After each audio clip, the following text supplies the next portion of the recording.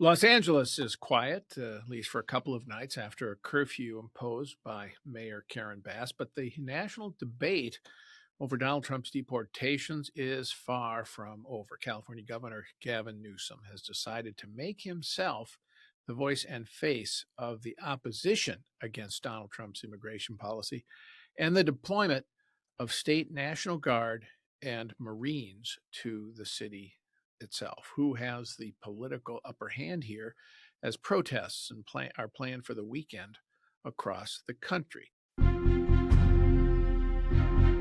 From the opinion pages of the Wall Street Journal, this is Potomac Watch.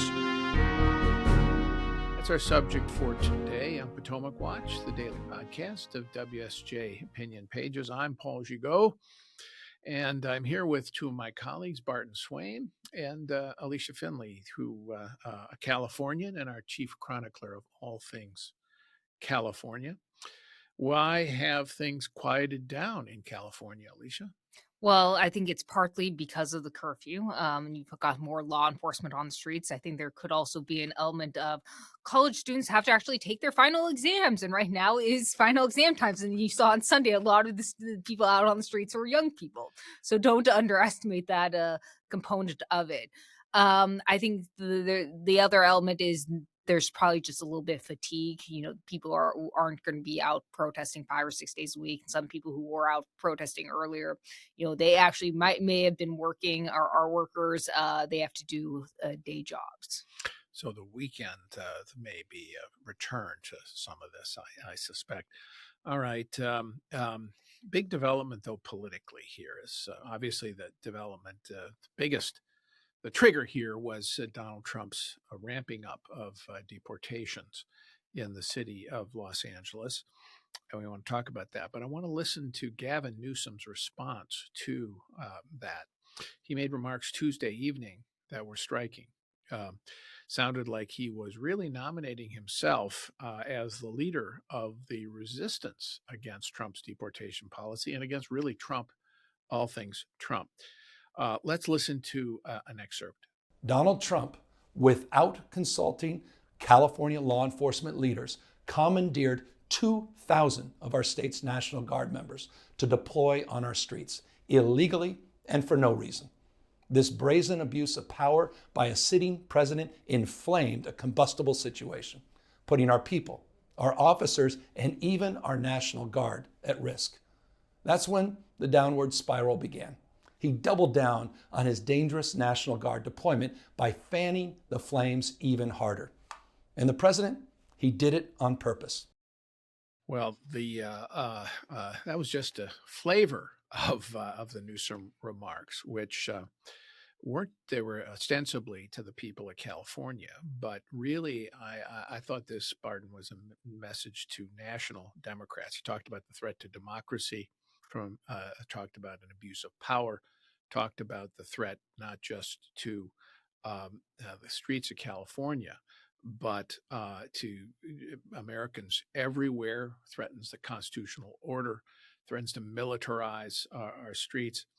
He did renounce the violent protesters and said they'd be arrested, but the larger message was anti-Trump. I'm the resistance leader. Follow me. Why do you think he did that, Barton? Well, I personally really don't think that Newsom thought this through very well. A few weeks ago, as we know, he was making gestures toward the center, doing a podcast with Charlie Kirk that was, pretty friendly, as if to say, we Democrats need to move past our sort of knee-jerk anti-Trump mania, because look where that got us. I think that was the right instinct if he wanted to run for national office. But he should have found a way in this situation to keep his distance from Trump on the one hand, but also take a hard line against the rioting and even welcome the help of California's National Guard. Instead, he went back to the anti-Trump well and drank deeply from it. And here's the point. He can't come out of this, in my view, looking like a hero. If the riots go on, it's clear that the guardsmen were needed and Trump was right to send them. If they stop, Trump was right to send them in. So either way, I think Newsom loses. Does he win with the progressive left and maybe set himself up for to be a contender in 2028? Maybe, but I am skeptical. Why are you skeptical on that last point? Because there's a school of thought that says that Newsom's feints to the middle, or his gestures to the middle, feints is probably too harsh. His gestures to the middle, particularly on cultural issues, got him some criticism from the left, and therefore he figured, boy, J.B. Pritzker of Illinois, the governor there, others are positioning themselves as the leader of the resistance, so he couldn't be outflanked. So did he feel that he really he had to do this, and here was his opening to do it? Yeah, I think his that was his reasoning. I guess I should say I'm skeptical that it's going to work. I don't think that the progressive left, having taken over the Democratic Party in 2024 and lost so badly, is going to successfully have a redo. I just don't see a path there. Alicia, you are a follower of Gavin Newsom. You've been For doing my it sins. for a long time, and occasionally getting under his skin on a variety of subjects with editorials. But do you think, given the political dynamics in California, given the degree to which migrants form a huge part of the kind of of the economy, frankly. I mean, how many hundred thousands of migrants in California, illegals in LA, 700,000. I've seen as many as, and the degree to which they are prominent in the Democratic Party in California, and part of the workforce. Did Newsom have a choice here other than to take on Trump's deportations? I think that's right. I think he could have done it with more finesse than he did. He could have shown, or opposition to Trump's rounding up workers or people who have been here for a long time, established communities or families here, all the while supportive of Trump's efforts to deport criminal illegal immigrants who, you have to remember, also cause problems and do damage in the immigrant community. And I think the sanctuary city policies, it may play well among Democrats, but I don't think it actually plays well even in the broader public in California because of the chaos in the streets and the disorder. And you've had some news reports about some of the crime that has been committed by illegal immigrants. Now, for the most part, most of the crime isn't being committed by illegal immigrants, but nonetheless, those reports do undermine these sanctuary city policies. Now, to your point about California and the demographics, Los Angeles County is a majority or a near majority Hispanic. Much of the state is now. California, or Democrats in California, have been, at least in the last election, they were losing they didn't lose the Hispanic vote, but they did much worse than they did in 2020, and mostly because of quality of life and cost of living and just generally the inflation. And so I think Newsom's trying to use this issue to try to gain back support among Hispanics. It's an interesting political choice, clearly, and I think actually it's an important moment because it does signal that the muted resistance of the first few months compared to the first term, where it was right out of the blocks, inauguration day, and very hard anti-Trump among Democrats, that had been muted here for some months, and the deportation debate seems to have triggered it. Now, I want to talk a little bit about why Trump did this with the 3,000 target a day of arresting migrants and deporting them. The stories out of the White House, and my own reporting supports this, is that Barton is that Stephen Miller, who's the kind of the deportation czar of the administration, had said, we're just too slow on deportations. We need more. So he set a target of 3,000 a day, arbitrary seemingly, a target, and said to ICE and others, "You need to ramp these up and and do more." And that means you're going to have to go into places where these migrants are, and that means workplaces. You know, they gather outside of Home Depots to help people do installations. Say they coalesce on construction sites. They work at restaurants and so on. And if ICE cannot go into jails and cannot go into courthouses and cannot go into some of these public places, some of these local law enforcement places because of sanctuary city laws or policies in the city, then they're going to go in the streets, and that's what they've been doing. Do you think that that this is? Why do you think they're doing it? Is it conviction or politics or both? In Miller's case, conviction and politics, for sure. I'm not totally sure that that's where Trump is. Since 2015, Trump was always about cracking down on bad elements that came into the country illegally. He was always about kicking out gang members and other criminals and so on. He never really emphasized rounding up, Spanish speakers at construction sites and Home Depots or anything like that. Um, that may be where Stephen Miller is, but I'm not sure in the end it's where Trump himself will go. My guess is in the end, he and Tom Homan and others will continue to put the stress on going after bad elements. I mean, we on the editorial page have long said that moderate levels of legal immigration are good for the United States and our economy. We still think that. We thought it was reasonable 10 years ago to establish some sort of path to citizenship for people who came here, obeyed the law, and played by the rules. That's, I still think, a correct view.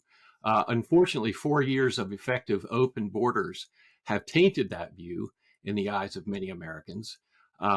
We're no longer talking about a few thousand undocumented workers coming over the border. We're talking about millions, and many of them not workers at all. Many of them nefarious, operating on nefarious purposes, gang members, and so on. So for now and for a long time to come, unfortunately, Trump has a freer hand on immigration crackdowns, and the public will support it. And our hope, I guess, is that he will continue to emphasize the criminality aspect of it rather than just cleaning out law-abiding immigrants. I think you just can't underestimate Alicia Barton's point about the degree to which the Biden administration just messed this up.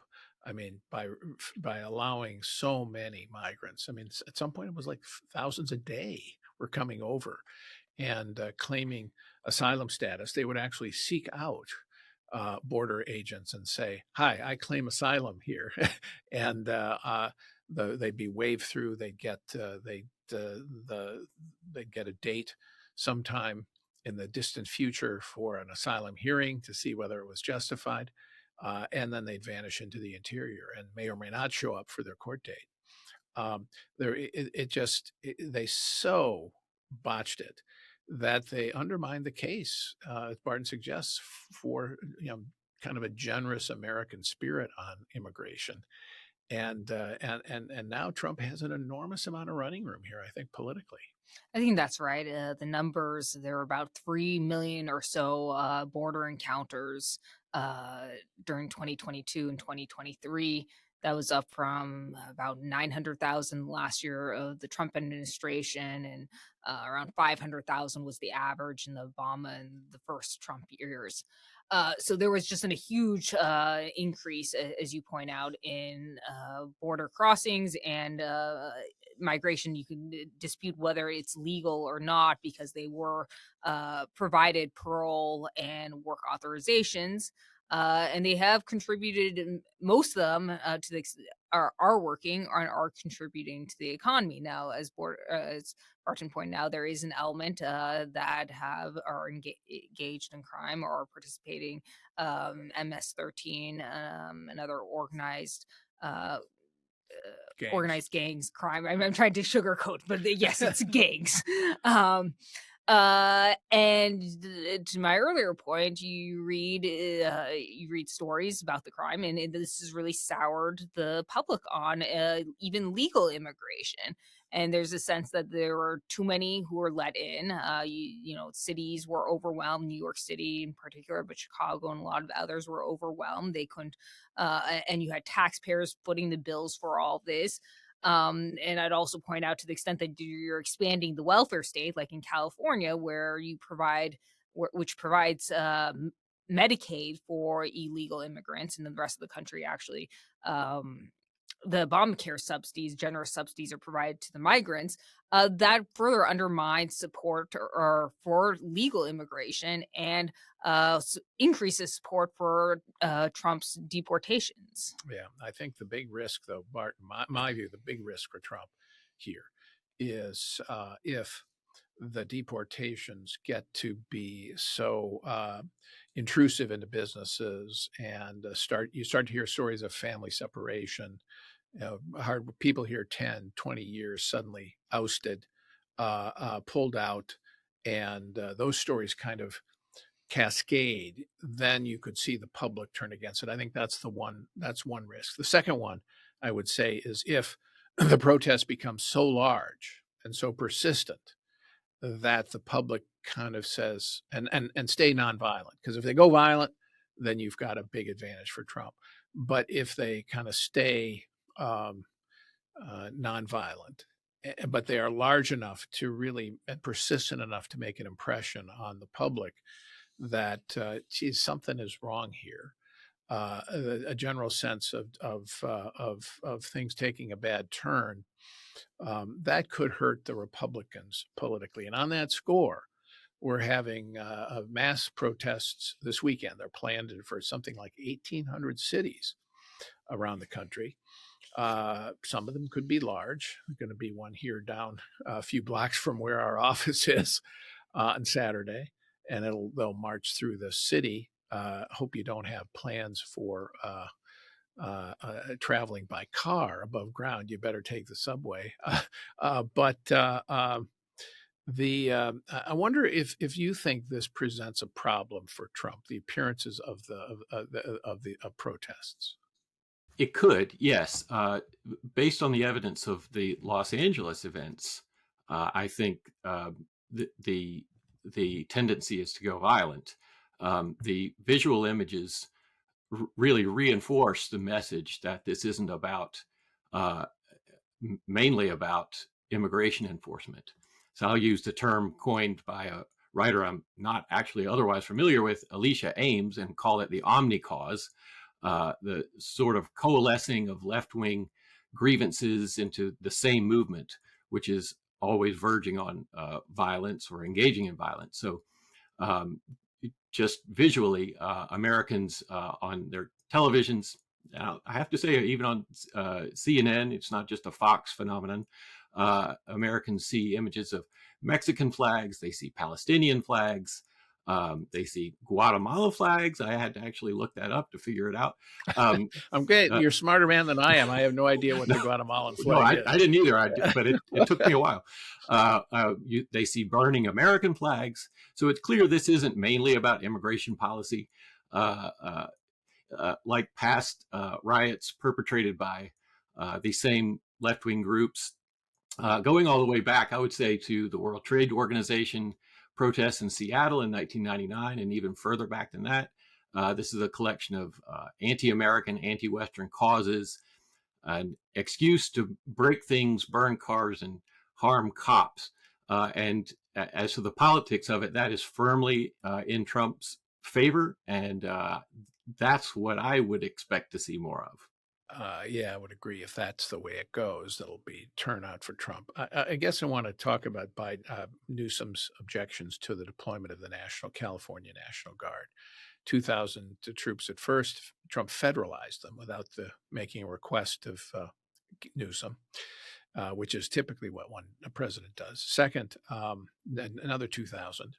And then he deployed 700 Marines. Now, they are not, as I understand it, they're there in the city, but they are not playing a role in arresting illegal migrants. Is that your understanding, Alicia? That's right. I mean, they're mostly guarding buildings, providing some assistance to the local law enforcement, but also they are providing some help in terms of protecting ICE. So they are going along on some of the raids, but to ensure, because you've seen a lot of protests break out around where there are raids or where there are ICE facilities. So they do accompany them there. I think there were some reports that there have been over 300 arrests, ICE arrests, and some of the National Guards have accompanied them. And this is what Newsom is saying. Well, they are actually, abetting them. Well, not. I think that's a stretch. I think there have been actual attacks on these ICE agents, and to that extent, they do need some protection. The distinction in law is that, as I understand it, is that if you call in under the statutes that he's employed, the National Guard, they can protect federal assets and do what you're describing, but they can't arrest. They don't have law enforcement power under the law, correct? That's right. I mean, if he were to invoke the Insurrection Act, they could. Or they could. Then you could put in that. I mean, does it give you any pause, Barton, to have Marines, kind of called in to the streets? I know so far it's been largely symbolic. They're hanging out there and almost as if Trump can say, "See, I've called in the Marines," but I mean, they're not trained for law enforcement. Let's face it, they really aren't. They're trained for lethality in warfare against an enemy. Does it give me pause? Yes, for sure. Anytime we're deploying troops on American soil, it's a thing not to be taken lightly. But I think the blame for it should be placed on the officials in California.